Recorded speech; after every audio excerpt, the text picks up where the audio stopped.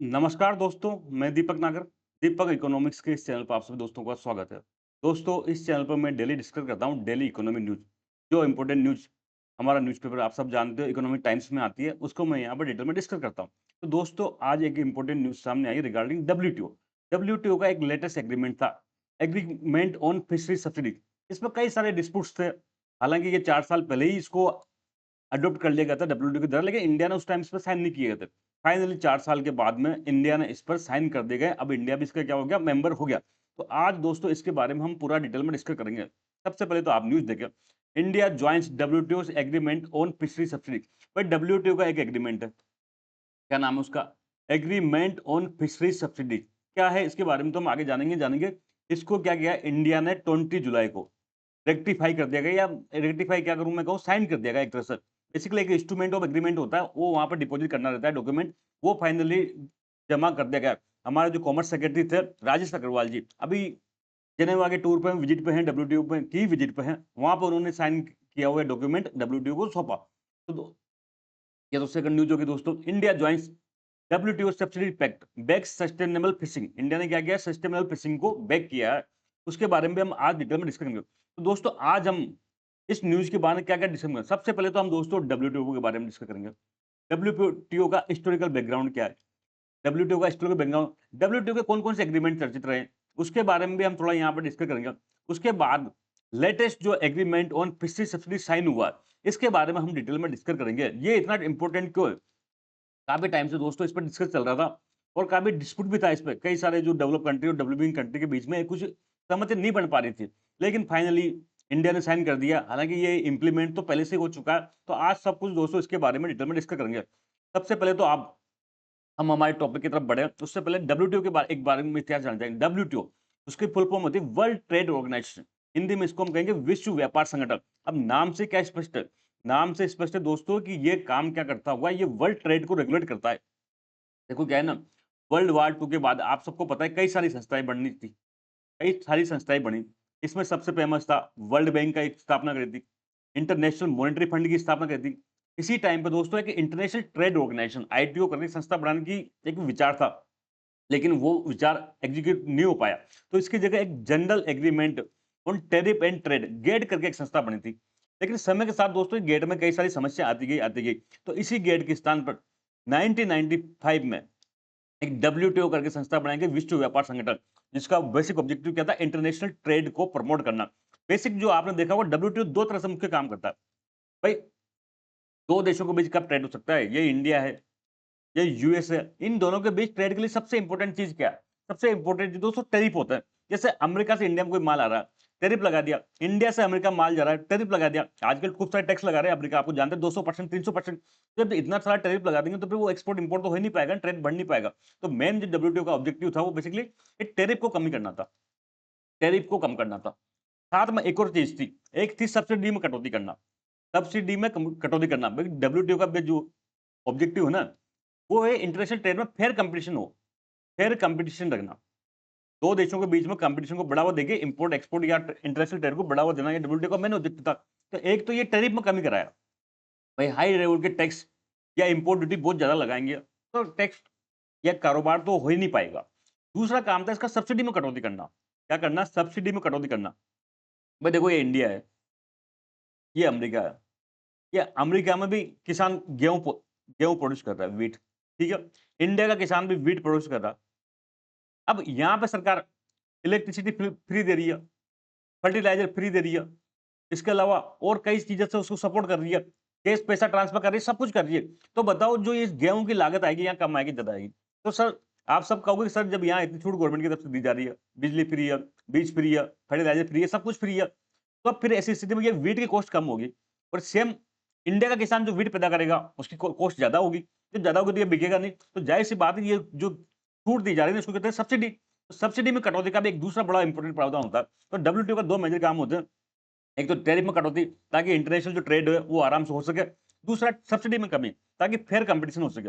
इसी के रिगार्डिंग दोस्तों डब्ल्यूटीओ की स्थापना हुई थी। तो अब हम देखेंगे डब्ल्यूटीओ क्या है? एक इंटर गवर्नमेंटल ऑर्गेनाइजेशन है। गवर्नमेंट कोई ये डब्ल्यूटीओ कोई प्राइवेट संगठन नहीं है। कई सारे देश की सरकारों ने, मैं बताऊँगा लगभग 166 देशों की सरकार वर्तमान में इसमें काम कर रही है। तो इन देशों ने मिलके एक ये संगठन बनाया था, they regulate and facilitate international trade. इसका मेन काम क्या, नाम से स्पष्ट है, वर्ल्ड ट्रेड, जो इंटरनेशनल ट्रेड हो रहा है वो इजीली हो सके, ट्रांसपेरेंट हो सके, रूल बेस्ड हो सके, रूल्स के आधार पर इंटरनेशनल ट्रेड हो। मनमानी तरीके से टैरिफ लगा दिया जो ट्रम्प कर रहा है, वो डब्ल्यूटीओ के अकॉर्डिंग नहीं दोस्तों, डब्ल्यूटीओ कंप्लाइंट नहीं है, पर ठीक है, अमेरिका दादा है तो उसको कोई क्या कर लेगा। लेकिन जो अमेरिका जो डब्ल्यूटीओ का मेन फीचर है वो है कि भाई रूल बेस्ड ट्रेडिंग होनी चाहिए, तो ये डब्ल्यूटीओ का मेन काम है दोस्तों। अब मैंने बताया डब्ल्यूटीओ ने दोस्तों रिप्लेस किया गेट का। ये 1944 में गेट की स्थापना हुई थी, लेकिन गेट सही से काम नहीं कर पा रहा था, कई सारे गेट्स में समस्या थी, तो गेट को रिप्लेस करके हमने क्या लाया, डब्ल्यूटीओ लाया 1995 में। डब्ल्यूटीओ का दोस्तों हेडक्वार्टर है जेनेवा में, स्विट्जरलैंड की कैपिटल है जेनेवा। तो यहाँ पे इसको दोस्तों क्या करता है, डब्ल्यूटीओ का हेडक्वार्टर है। वैसे भी आप जानते हैं अधिकांश इंटरनेशनल ऑर्गेनाइजेशन के जो हेडक्वार्टर होते हैं या तो अमेरिका में है या यूरोप में, स्विट्जरलैंड में है। ठीक है, टोटल वर्तमान में दोस्तों इसके 166 मेंबर है, लगभग 166 देश इसकी क्या मेंबर है। और इसके सबसे टॉप पोस्ट होती है दोस्तों, वो होती है डीजी, डायरेक्टर जनरल। क्या होती है, डायरेक्टर जनरल, जो कौन है, नकोजी ओकोंजो इविला। ये दोस्तों इस डब्ल्यूटीओ की डायरेक्टर बनने वाली फर्स्ट फीमेल है। क्या है, फर्स्ट फीमेल है, और फर्स्ट ही अफ्रीकन है। फर्स्ट ही क्या है, ये दोस्तों अफ्रीकन है, और फर्स्ट ही ये क्या फीमेल है, तो इसलिए इनका नाम इंपोर्टेंट होता है। डब्ल्यूटीओ की डीजी क्यों ना, नकोजी ओकोंजो इवेला। ये तो दोस्तों हमने अब तक डब्ल्यूटीओ का एक हिस्टोरिकल बैकग्राउंड देखा। अब हम दोस्तों देखेंगे डब्ल्यूटीओ ने क्या, जो अपना ये मैंडेट है इसको लागू करने के लिए कई सारे एग्रीमेंट लागू किया। जैसे एक ट्रिप्स एग्रीमेंट है, trade related intellectual property right, जैसे कि ये पेटेंट पेटेंट वगैरह, copyright, trademark, GI, geographic indication, ये सब इसके दायरे में आते हैं। एक दूसरा होता है एग्रीमेंट ऑन एग्रीकल्चर, ये तो बहुत चर्चाओं में रहता है, आप सबको पता है। एग्रीमेंट ऑन एग्रीकल्चर अपनी सब्सिडी के लिए फेमस है। बेसिकली क्या होता है, जो एग्रीकल्चर में गवर्नमेंट सब्सिडी दे रही है उसमें कटौती का प्रस्ताव है। Green subsidy, blue box subsidy, amber box subsidy, ऐसे आप आपने सुने होंगे कई सारे बार, ये बहुत ज्यादा न्यूज में रहता है, कई किसान इसका कई बार विरोध भी करते हैं। आज हम इसको यहाँ डिटेल में डिस्कस नहीं करेंगे। थर्ड, इसका दोस्तों लेटेस्ट में 2017 में ट्रेड फैसिलिटेशन एग्रीमेंट हुआ था। आराम से पोर्ट पे जाओ, आसानी से इंपोर्ट एक्सपोर्ट हो सके, पोर्ट की जो प्रक्रिया है, कंप्लाइंस है, वो इजी बनाओ, ये सब इस ट्रेड फैसिलिटेशन एग्रीमेंट में थे। तो ये ऐसे कई सारे एग्रीमेंट अब तक दोस्तों डब्ल्यूटीओ में साइन हो चुके हैं 1995 के बाद। इसके अलावा एक गेट्स करके एक agreement, general agreement in trade in services, जो सर्विस सेक्टर को दोस्तों कवर करता है। आप सबने सुना होगा mode 1 services, mode 2, mode 3, mode 4 services, ये सब दोस्तों अब तक एग्रीमेंट हो चुके हैं। समय समय पर ये नया कंसेप्ट आता है और नए एग्रीमेंट होते रहते हैं। लेटेस्ट में जो चर्चाओं में था दोस्तों, वो था फिशरी सब्सिडी। दोस्तों अभी क्या होता है ना, जो आपने देखा होगा भारत में तो क्या होता है, तो फिशरीज है, मत्स्य पालन है, या वो एक स्केल स्मॉल लेवल पे होता है। हमारे जो मछुआरे हैं, आप सबने देखा होगा मछुआरे छोटी-छोटी नावें लेके जाते हैं समुद्रों में, और वहाँ पे क्या करते हैं, फिशरीज करते हैं, मत्स्य पालन, मत्स्य पकड़ते हैं। लेकिन दोस्तों ऐसा नहीं है। दुनिया के बड़े-बड़े देशों में एक बड़े-बड़े जो ट्रॉम होते हैं, ट्रॉम ट्रॉम करके बड़ी-बड़ी मशीनें होती है दोस्तों, बड़े-बड़े जहाज होते हैं, हेवी हेवी जहाज होते हैं, उसके माध्यम से शिपिंग की जाती है। और ये जहाज क्या होता है, एकदम बिल्कुल बॉटम तक करते हैं। बिल्कुल जो बॉटम तक अप्रोच होता है, बिल्कुल जहाज के जो नीचे तक है ना, समुद्र के जो बिल्कुल सी लेवल तक है, वहाँ तक भी दोस्तों ये फिशरी करता है। तो ऐसी स्थिति में क्या होता है दोस्तों, जो फिशरीज है वो लंबे टाइम तक नहीं चल पाएगी। भई हम मछली पकड़ते हैं तालाब में, तो इस प्रकार से पकड़ते हैं कि एक बार में पूरी मछली नहीं निपटा देता। कुछ बची रहती है, धीरे-धीरे वो क्या होता है, करती रहती है, ग्रोथ करती रहती है, नई मछलियाँ आती है, ऐसे चलता रहता है, सस्टेनेबिलिटी होती है। तो ये जो ट्रॉम से या बड़े-बड़े जो जांचों से जो फिशरीज होती है ना, वो क्या होती है, उससे क्या होता है दोस्तों, जो जो जो सी इकोलॉजी है उससे इम्पैक्ट डलता है नेगेटिवली, और वहाँ का एनवायरनमेंट भी खराब होता है। और भविष्य के लिए क्या होता है, मछली पालन, मछली मतलब वहाँ पर नई मछलियाँ न्यू डेवलप हो पाती हैं। जैसी स्थिति में क्या होगा, फ्यूचर में क्या होगा, जो ये फिशरीज इतना बड़ा रिसोर्स है जो समुद्र का, वो धीरे-धीरे खत्म हो सकता है।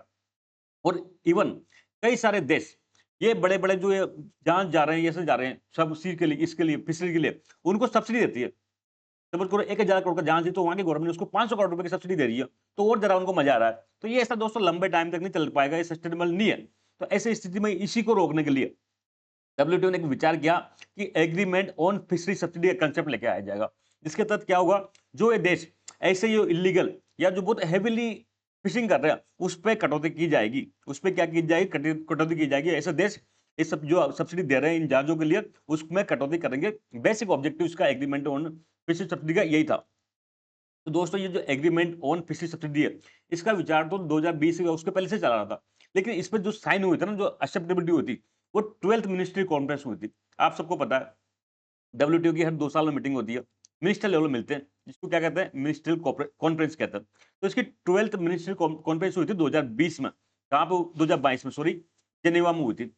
स्विट्जरलैंड के कैपिटल जेनेवा में 2022 में मीटिंग हुई थी। यहाँ पर सभी देशों ने लगभग सहमति बनाई कि हाँ ठीक है, हम एग्री हैं कि इस ऐसे प्रकार के जो एग्रीमेंट है उसको एग्जीक्यूट किया जाए। लेकिन दोस्तों केवल यहाँ पर साइन करने से बात नहीं बनती, ये यहाँ पर एग्जीक्यूट करनी पड़ती है।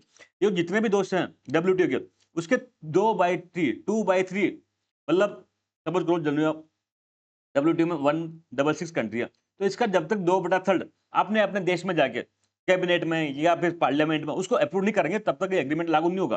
तो दोस्तों इस एग्रीमेंट को लागू करने के लिए 2/3 मेंबर का रेटिफिकेशन चाहिए था। हालांकि ये दोस्तों सितंबर 25 में हो चुका है। आज की डेट में ये agreement on fishery subsidy execute हो रहा है, मतलब इंप्लीमेंट हो चुका है। कब से? सितंबर 2025 से। लेकिन दोस्तों इंडिया ने इस पर साइन नहीं किए थे। इंडिया ने क्या किया, अब तक इस पर साइन नहीं किए थे। इंडिया इसको बच रहा था, तो इसको अब तक इंडिया पर लागू नहीं हो रहा था। लेकिन फाइनली इंडिया ने अब जुलाई 2026 में जाके साइन कर चुका। मैंने बताया इसका ऑब्जेक्टिव क्या। तो बेसिक जो एग्रीमेंट ऑन फिशरी सब्सिडी का ऑब्जेक्टिव है, वो है एग्रीमेंट फोकस ऑन सब्सिडीज, मैंने बताया सब्सिडी से रिलेटेड है, to marine wild capture fishing and fishing related activities at the sea. जो मरीन में, समुद्र में जो वाइल्ड कैप्चर, मतलब समुद्र के जो वाइल्ड में क्या करते हैं, फिशिंग को कैप्चर करते हैं, उससे मतलब जो सब्सिडी देती है गवर्नमेंट, उसमें कटौती करने से रिलेटेड ये है, उसको कटौती करना बेसिक ऑब्जेक्टिव है इस एग्रीमेंट का। लेकिन दोस्तों एक्वाकल्चर, कोई क्या कर रहा है, तालाब में एक्वाकल्चर कर रहा है या फिर जानबूझ क्या कर रहा है, मछली पालन कर रहा है, तो उसको इनलैंड फिशरीज जो देश के भीतर होती है, जैसे कि कोई झील में, कोई पॉन्ड में, इस प्रकार से जो फिशिंग कर रहा है, वो इस एग्रीमेंट के दायरे से नहीं है। देखो इस एग्रीमेंट के दायरे में केवल समुद्र में जो लार्ज स्केल में फिशिंग हो रही है उसी को है। जो इनलैंड फिशरीज हो रही है, नदी में, झील में, तालाब में, एक्वाकल्चर खुद ही अपने क्या कर रहा है, कई बार अपनी जमीन पे वो पॉन्ड बना के खुद ही वहां पर क्या कर रहा है, एक्वाकल्चर कर रहा है या मछली पाल रहा है। तो उस प्रकार की जो एक्टिविटी है ना दोस्तों, वो इस एग्रीमेंट के दायरे से बाहर है। तो ये इंपॉर्टेंट है। ऑब्जेक्टिव क्वेश्चन में इसको पूछा जा सकता है कि भाई क्या ये एग्रीमेंट इन पे भी लागू होता है क्या? दोस्तों ये एक्वाकल्चर पर और इंडियन फिशरीज पे ये एग्रीमेंट लागू नहीं है। दोस्तों it prohibits subsidy link to illegal unreported and unregulated fishing. वैसे इसका मेन ऑब्जेक्टिव क्या है, ये आईयूयू, ये याद रखना दोस्तों। जो इस एग्रीमेंट का ऑब्जेक्टिव है कि ऐसी फिशिंग जो इलीगल है, समुद्र मतलब जो देश का कानून के अगेंस्ट में इलीगल है, अनरिपोर्टेड है, वहां के गवर्नमेंट को क्या हो रहा है, रिपोर्टेड नहीं है, अनरेगुलेटेड है, गवर्नमेंट का कोई कंट्रोल नहीं है, इस प्रकार की फिशिंग को रोकना गवर्नमेंट के सपोर्ट से, जो रेगुलेटेड है उसी प्रकार की फिशिंग को लागू करना, वही सब्सिडी मिले। तो बेसिक जो ऑब्जेक्टिव है इस एग्रीमेंट का, ये एग्रीमेंट क्या करता है, सब्सिडी को प्रोवाइड करता है। कौन सी सब्सिडी को? जो illegal unreported and unregulated fishing है उसके लिए सब्सिडी देने को ये क्या करता है, एग्रीमेंट प्रोहिबिट करता है। अब दोस्तों साथ साथ में भाई ये सब्सिडी तो प्रोहिबिट करता ही करता है, किसके लिए? आईयूए, इलीगल अनरिपोर्टेड और अनरेगुलेटेड को। लेकिन साथ साथ में ये दोस्तों जो फिशिंग है ना, उसको सस्टेनेबल डेवलपमेंट को बढ़ावा देता है। मतलब सस्टेनेबल टाइप से फिशिंग हो, ऐसी फिशिंग इस प्रकार से फिशिंग करें कि आने वाली पीढ़ी को भी क्या मतलब फिशिंग की अवेलेबल रहो। This pact also promote conservation, जो फिशिंग का या मरीन बायोडाइवर्सिटी है उसको कंजर्वेशन की बात करता है, and sustainable use of marine fisheries resources, जो समुद्र के जो मरीन रिसोर्सेज हैं उनका सस्टेनेबल यूज को भी ये प्रमोट करता है। दोस्तों ये डब्ल्यूटीओ का फर्स्ट एग्रीमेंट है जो सस्टेनेबल डेवलपमेंट की बात करता है। जनरली डब्ल्यूटीओ की जितने भी एग्रीमेंट है उनमें सस्टेनेबल डेवलपमेंट का ऐसे कोई मेजर मुद्दा है नहीं, लेकिन फर्स्ट टाइम ये ऐसा एग्रीमेंट है जो सस्टेनेबल डेवलपमेंट को फोकस करता है। तो दोस्तों आज का पूरा मैटर इतना ही था। आई होप आपको समझ में आया होगा। हम जल्द मिलेंगे दोस्तों, तब तक थैंक यू। जय हिंद दोस्तों।